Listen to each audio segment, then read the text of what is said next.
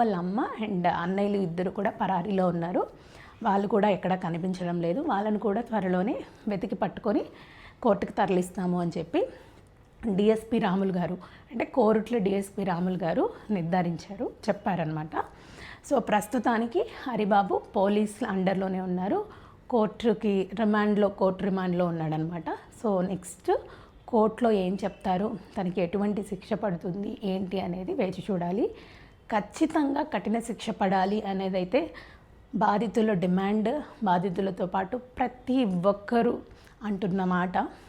అది ఎంత కఠిన శిక్ష అంటే ఉరి శిక్ష పడితేనే మేము సాటిస్ఫై అవుతాము, లేదు ఆ అబ్బాయికి ఇంత శిక్ష అంత శిక్ష అని వేసి బయటకు వదిలారు అని అంటే తను కనిపించిన మరుక్షణం మేమైతే తనను బ్రతకనివ్వం, చంపేస్తాము అని చెప్పి వాళ్ళ అన్నయ్యలు ఓపెన్గా మీడియా ముందు చెప్పడం జరిగింది.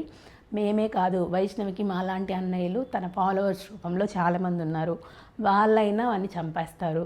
దయచేసి మా వైష్ణవికి జరిగినట్టు ఇంకెవరికి జరగకూడదు అంటే అలాంటి వాడిని చంపేయాలి, ఉరి శిక్ష వేయాలి, లేదంటే నడి రోడ్డు మీద ఎన్కౌంటర్ చేయాలి అని చెప్పి అడుగుతున్నారు. మరి కోర్టు తీర్పు ఏమిస్తుందని వెయిట్ చేయాల్సిందే మనం.